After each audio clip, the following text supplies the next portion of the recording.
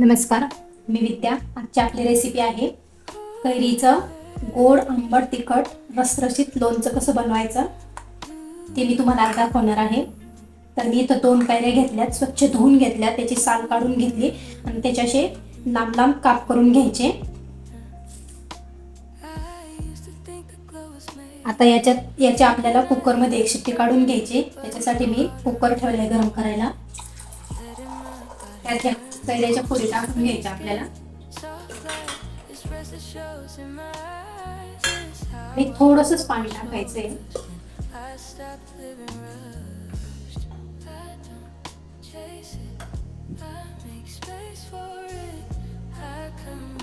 आता त्यात थोडंसं मीठ आणि थोडीशी हळद टाकून घ्यायची आपल्याला.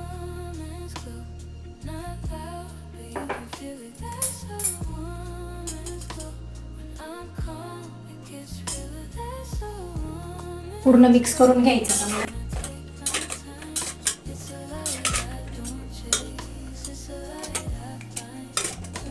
आणि फुल गॅसवरती याच्या 2 शिट्ट्या काढून घ्यायच्या. झाल्यात 2 शिट्ट्या आता आपल्या याच्या. हे पहा, अशी शिजले त्या कैऱ्याच्या फोड्या आपल्या. आता इथं मी कढई घ्यायची.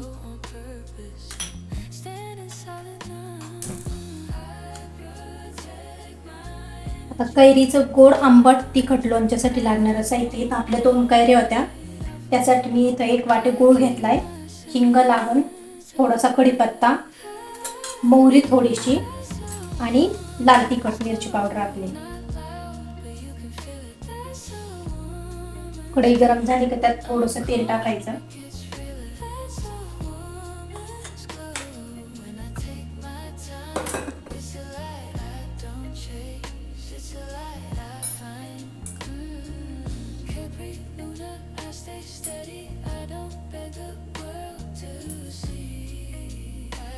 तेल गरम झालं का अर्धा चमचा मोहरी टाकायची.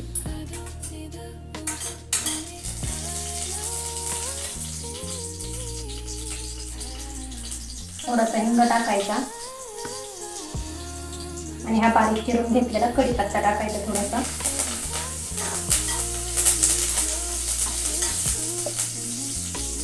आणि शिजलेल्या कैरीच्या फोडी टाकून घ्यायची.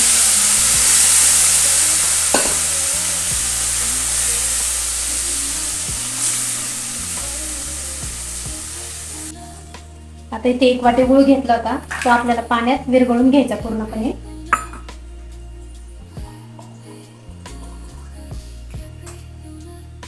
थोडंसंच पाणी टाकायचं, गुळात जास्त नाही टाकायचं.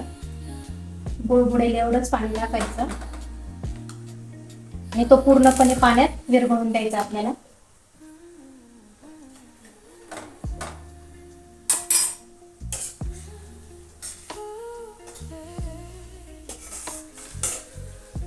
आता कैऱ्यांचा सीझन चालू आहे, तर तुम्ही पण नक्की ट्राय करा ही रेसिपी आणि खूप छान लागते.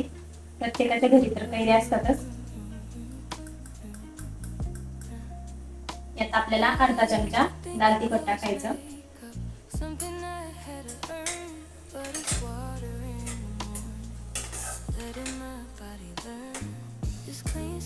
आणि थोडंसं मीठ टाकायचं.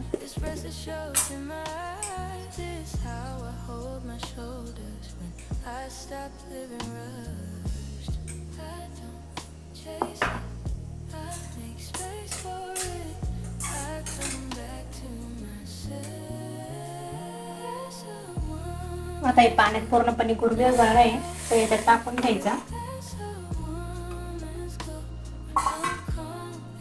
पूर्ण मिक्स करून घ्यायचं.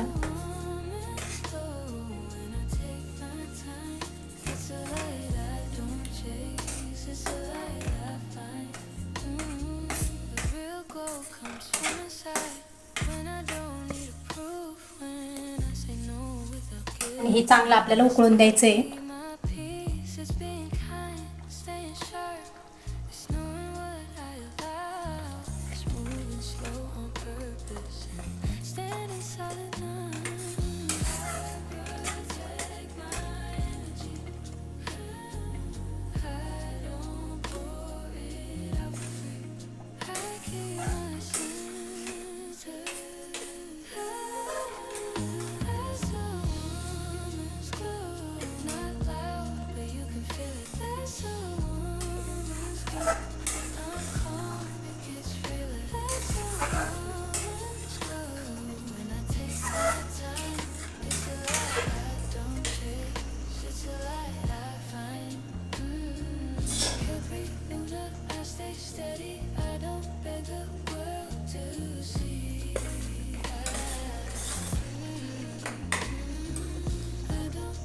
तयार झाले आता ही चटणी, ही लोणचं. आता हे आपल्याला पूर्णपणे थंड होऊन द्यायचं आहे. गॅस बंद केलाय मी. पूर्ण थंड होऊन द्यायचं आहे आपल्याला. आता हे पूर्णपणे थंड झाले. पाहू शकता किती छान कलर आलाय त्याला. आता हे आपल्याला स्टोर काचेच्या बरणीत किंवा चिनी मातीच्या बरणीतच भरून ठेवायचं, जेणेकरून ते खराब होत नाही आणि हे आरामात 1-2 महिने टिकतं. तुम्ही नक्की ट्राय करा. आता कैऱ्यांचा सीझन सुरू आहे. खूप छान लागतं.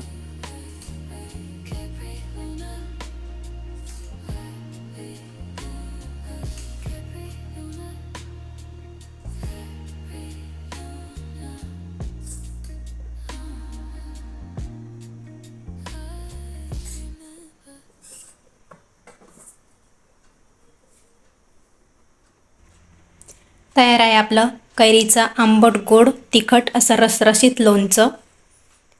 नक्की ट्राय करा. व्हिडिओ आवडल्यास लाईक, शेअर आणि सबस्क्राईब करायला विसरू नका. थँक्यू.